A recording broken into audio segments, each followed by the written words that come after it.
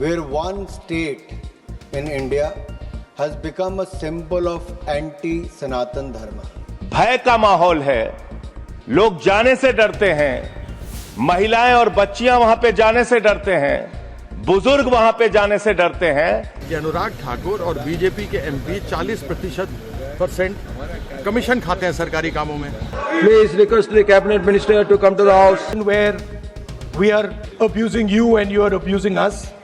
Government is always prepared to have discussion under any rule.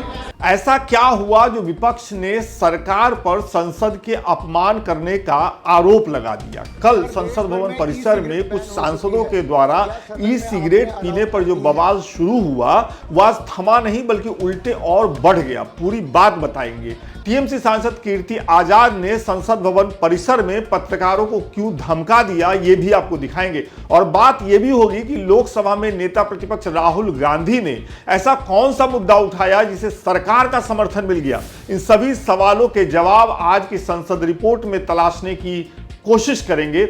आपको करना यह है कि आखिर तक साथ बने रहिए।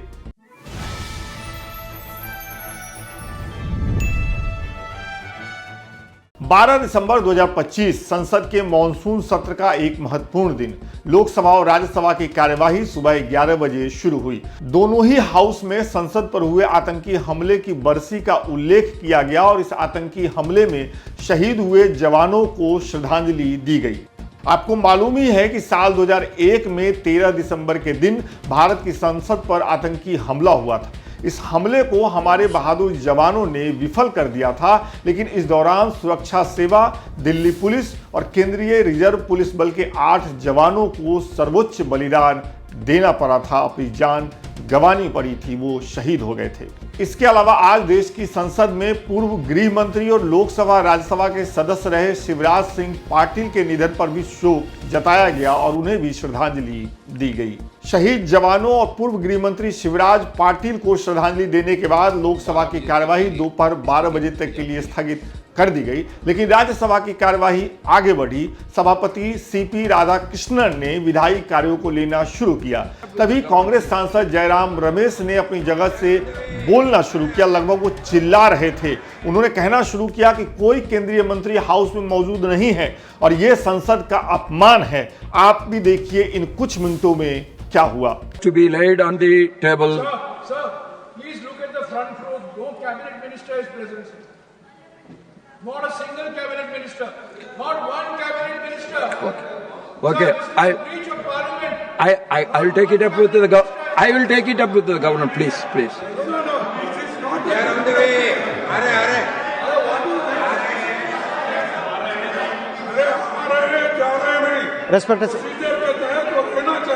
Respected Chairman. Minister, please request a cabinet minister to come to the house. Please request the cabinet minister to come to the house. I am requesting them.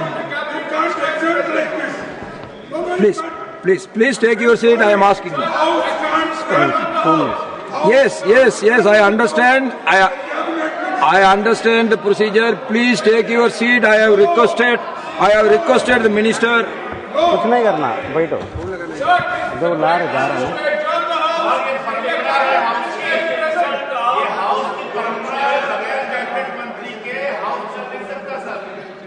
Honourable Minister, you please make a request that one of the cabinet ministers should come.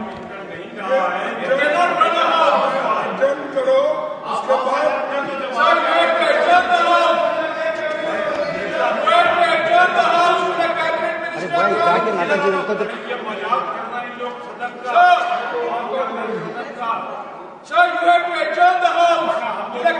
They are coming. Papers to be laid on the table. Sri Jatin.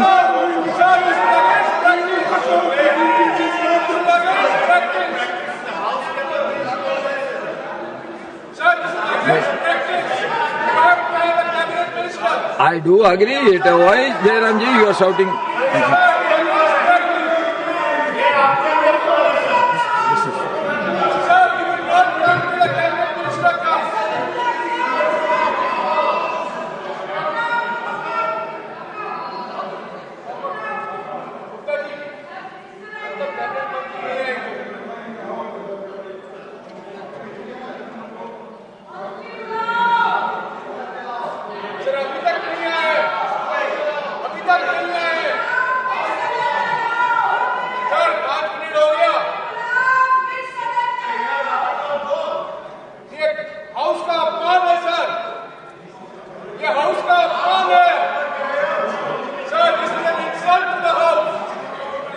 insult to the House. Sir, ये House का अपमान है. Sir, this is an insult to the House. Sir, you have to adjourn the House. You have to adjourn the House till the cabinet minister comes. The House is adjourned for 10 minutes. 15 minute बाद राज्यसभा फिर से जुटी तो इस बार केंद्रीय मंत्री Kiren Rijiju house में मौजूद रहे और उन्होंने सभा की कार्यवाही शुरू होते वक्त किसी केंद्रीय मंत्री के वहां मौजूद न रहने के लिए खेद जताया। I was informed that the house got adjourned because no cabinet minister was sitting here. I would like to inform the August House that the former Lok Sabha Speaker Shivraj Patil ji expired this morning, so I had to go to Lok Sabha for adjournment because there is a precedent in the past. When the former Lok Sabha Speaker is no more, then there is adjournment for a whole day. So we took some time, and the Honorable Leader of the House also had his question in the Lok Sabha, so he was also there. But I regret that a cabinet minister was not there. But I admit that. मंत्री महोदय के खेद जताने के बाद राज्यसभा की कार्यवाही आगे बढ़ी, लेकिन हम फिलहाल लोकसभा में वापस लौटते हैं। 12 बजे लोकसभा फिर से बैठी। ये समय शून्यकाल का होता है, तो शून्यकाल शुरू होते ही नेता प्रतिपक्ष राहुल गांधी खड़े हुए और उन्होंने दिल्ली सहित देश के कई राज्यों में वायु प्रदूषण का मुद्दा उठाया और सरकार को सुझाव देते हुए कहा कि इस मसले पर एक सार्थक बहस होनी चाहिए जिसमें विपक्ष सरकार को गाली न दे और सरकार विपक्ष को न कोसे। ये प्रस्ताव लोकतंत्र और भारतीय संसद की असल ताकत है। I think the government should have a discussion in Parliament. We should all have a discussion in Parliament, and we should try and not make it a discussion where we are abusing you and you are abusing us.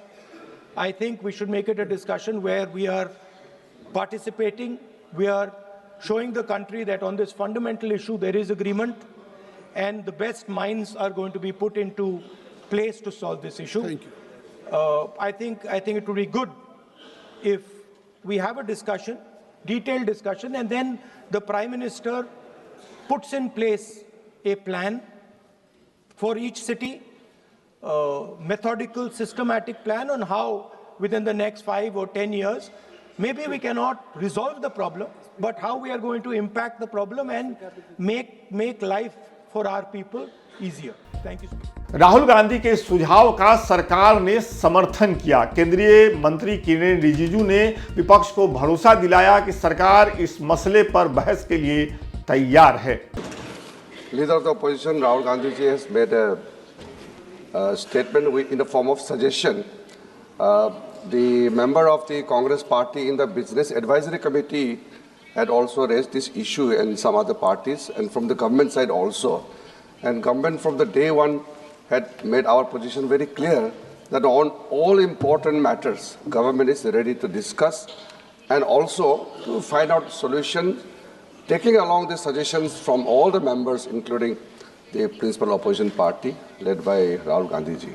So the matter was placed in the Business Advisory Committee as we had discussed about the election reforms, including the special intensive revision. Under the various laws, various rules, we will see how we will take up this discussion. But we will, please, the matter was brought in the Minister, BSc, so if let he us is take responding this on back to BSc. during 0 hour, so you can understand. Government is ready to discuss. No, you can understand. No, just wait. Government is always prepared to have discussion under any rule, but only what the point I want to make is, since the matter was brought in the BSc, we will come back and let us see how we can structure the discussion into, and then we are ready to take up this matter. Dhanyavad. I think a good idea would be that we frame the discussion not on us saying what you have not done, and not on you saying what we have not done, but simply saying that what are we going to do for the people in India in the future, what are the action steps that we need to take. So I would I would say that it would be an interesting experiment to see if instead of you blaming us and we blaming you, we can try and say on this one issue where we agree, there's no disagreement, where we say, listen, let us just talk about the future of the people. It is not a question of any blame game.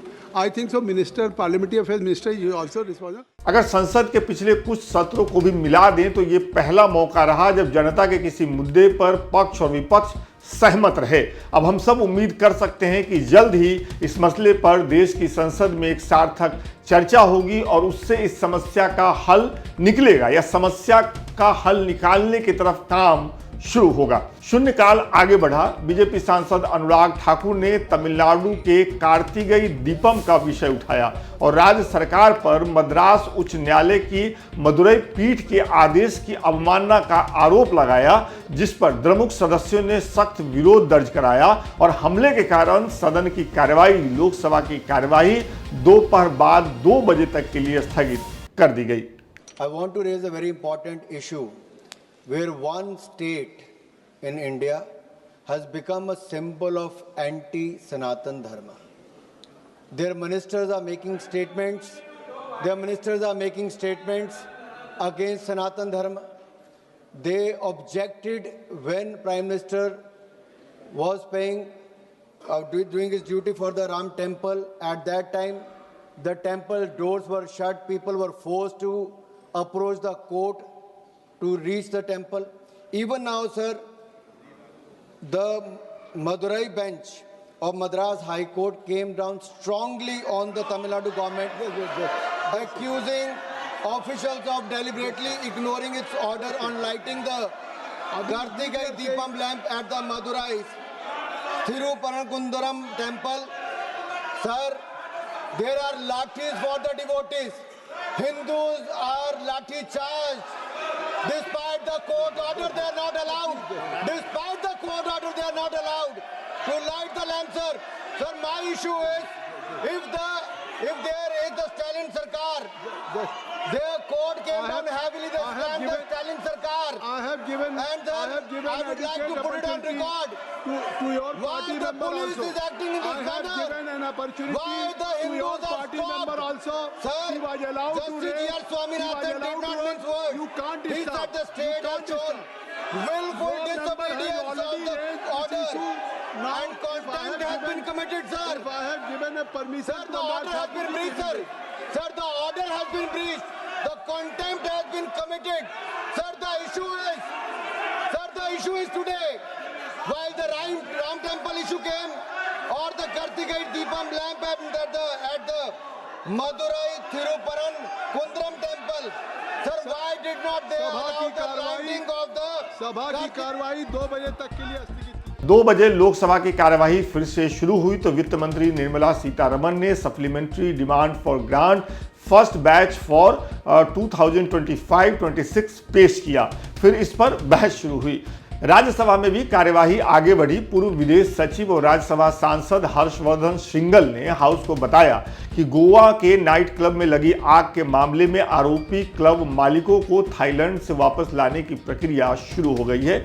ये अच्छी बात है। राज्यसभा में ही आम आदमी party सांसद संजय सिंह ने दिल्ली के श्री फोर्ट ऑडिटोरियम में शराब और सिगरेट पीने का मामला उठाया। ये गंभीर मामला है। अगर दिल्ली का ये हाल है तो देश के किसी दूसरे इलाके के बारे में क्या ही कहा जाए। आप सुनिए संजय सिंह ने क्या कहा। सर, मैं आपके माध्यम से देश की राजधानी दिल्ली में सीरी फोर्ट स्पोर्ट्स कॉम्प्लेक्स में जो इस समय लोगों को दुश्वारियां झेलनी पड़ रही हैं, जो समस्याएं वहां की हैं, उसके बारे में आपको अवगत कराना चाहता हूं।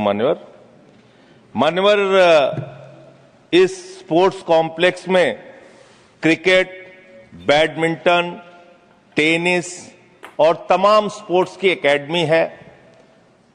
देश और दुनिया के विख्यात खिलाड़ी जो विश्व विजेता क्रिकेट टीम के मेंबर रहे हैं, मदन लाल जी वहां पे क्रिकेट की कोचिंग देते हैं और बच्चों से लेके बुजुर्ग तक इस स्पोर्ट्स कॉम्प्लेक्स में जाते हैं मान्यवर। लेकिन पिछले कुछ दिनों से इस स्पोर्ट्स कॉम्प्लेक्स में भय का माहौल है। लोग जाने से डरते हैं महिलाएं और बच्चियां वहां पे जाने से डरते हैं, बुजुर्ग वहां पे जाने से डरते हैं, क्योंकि इस स्पोर्ट्स कॉम्प्लेक्स के अंदर शराब का अड्डा बना दिया गया है। मान्यवर, शराब का अड्डा बना दिया गया है। अब ये शराब का अड्डा मान्यवर इनके खुद के नियमों के विपरीत है।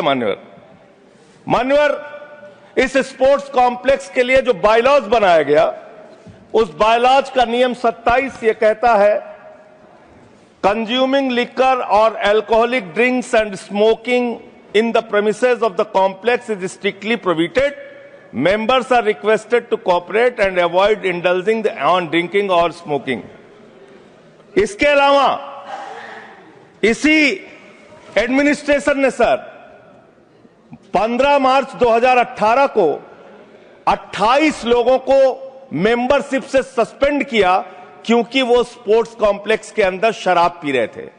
जब आप 28 लोगों की मेंबरशिप इस आधार पर कैंसिल कर सकते हैं कि वहां पे शराब पी रहे थे, तो आपने वहां पे शराब के लिए परमिशन कैसे दे दी? वहां पर शराब की लीकर की बिक्री करने के लिए कैसे परमिशन दी? यह मैं आपसे, आपके माध्यम से सरकार से पूछना चाहता हूं। मान्यवर, बस अंतिम में एक बात कह के अपनी बात को खत्म करूंगा। राजेश अग्रवाल जी ने डीडीए से एक आरटीआई के जरिए सवाल पूछा और उसमें पूछा कि आप मुझे बताइए कि क्या इस कॉम्प्लेक्स के अंदर लीकर की दुकान का लाइसेंस दिया गया है? उत्तर मिला हां। और दूसरा सवाल पूछा गया कि क्या यह नियमों के हिसाब से सही है? उन्हीं का जवाब है नहीं। खुद ही आप कह रहे हैं कि यहां पर शराब का लाइसेंस नहीं दिया जा सकता। मैं आपके माध्यम से माननीय स्वास्थ्य मंत्री जी से अनुरोध करूंगा, यहां पर बैठे हैं लीडर ऑफ द हाउस, छोटे छोटे बच्चे वहां पे जाते हैं मान्यवर, इसको कृपा करके बंद कराइए। ऐसा लाइसेंस वहां पर प्रतिबंधित होना चाहिए। धन्यवाद मान्यवर। कुल मिलाकर के आज संसद में सामान्य स्थिति बनी रही और कामकाज भी हुआ। संसद भवन परिसर में जब पत्रकारों ने टीएमसी सांसद कीर्ति आजाद से बीजेपी सांसद अनुराग ठाकुर द्वारा संसद भवन परिसर में ई सिगरेट पीने का मामला उठाए जाने पर राय मांगी, तो वो भड़क गए। यहां तक कि उन्होंने एक पत्रकार को सवाल पूछने के लिए संसद भवन परिसर में ही धमका दिया। ऐसे व्यक्ति को जिनको कि नियम और कायदे कानून ही मालूम नहीं, वह आरोप लगा रहे हैं। आरोप लगाना है तो उसका कोई पुष्टि तो करेगा ना। यदि मैं आरोप लगा दूं कि अनुराग ठाकुर और बीजेपी के एमपी 40% कमीशन खाते हैं सरकारी कामों में, उसके लिए मुझे कोई प्रमाण तो देना होगा ना। प्रमाण मेरे पास है नहीं, मुझे मालूम है खाते हैं, लेकिन प्रमाण मेरे पास है नहीं, तो मैं क्या करूं? तो ऐसी परिस्थिति में कोई आदमी, एक जिम्मेवार व्यक्ति को बात करना चाहिए। 0 वार हमारे सभी सांसदों के लिए होता है। वो समय बर्बाद कर रहे थे और अध्यक्ष जी ने उनको लताड़ा। अब तो लिखित शिकायत दे दी है सर। हाँ, और तो कठोर कार्रवाई की मांग की। उठाए क्यों नहीं? किसने किया? किसी का भी नाम ले लो। टीएमसी किसी का नाम नहीं तो कौन? नाम तो लो। मैं भी बोल दूं कि बीजेपी के एमपी 40% लेते हैं, कमीशन खाते हैं ये सरकारी कामों में। तो जिस तरह से आपका नाम तो लेके कयास लगाया, आप हर जांच के लिए तैयार हैं सर? क्या फालतू बकवास कर रहे हो? आपका नाम मैं केस कर दूंगा। मैं तो सवाल पूछ रहा हूं सर, क्या आप सवाल हर पूछ जांच रहे के लिए हैं? ऐसा तैयार क्या हैं? सवाल पूछ रहे हो? बात यह है, किसी पर भी आरोप लगाए जाते हैं, लोकसभा में नियम कायदे कानून बने हुए हैं। आपको पहले लिख करके देना है स्पीकर को, आपने प्रमाण देना है, उसके बाद आप किसी के ऊपर आरोप उठा सकते हो। ऐसे नहीं उठा सकते हो। असल में अनुराग ठाकुर ने कल टीएमसी सांसदों पर ही प्रतिबंधित ई सिगरेट पीने का आरोप लगाया। कल आरोप लगाने के बाद उन्होंने लोकसभा स्पीकर से आज इस मामले पर लिखित शिकायत भी दर्ज कर दी और इसी मामले पर पत्रकारों ने टीएमसी सांसद कीर्ति आजाद से सवाल पूछा था, जिस पर वो भड़क गए थे। अभी आपने वो क्लिप देखा है। इस सब के अलावे आज कांग्रेस नेता और लोकसभा में नेता प्रतिपक्ष राहुल गांधी ने पार्लियामेंट बिल्डिंग में कांग्रेस के सांसदों के साथ महत्वपूर्ण बैठक भी की। तो आज की संसद रिपोर्ट में फिलहाल इतना ही। आपकी राय का इंतजार रहेगा। बहुत बहुत शुक्रिया।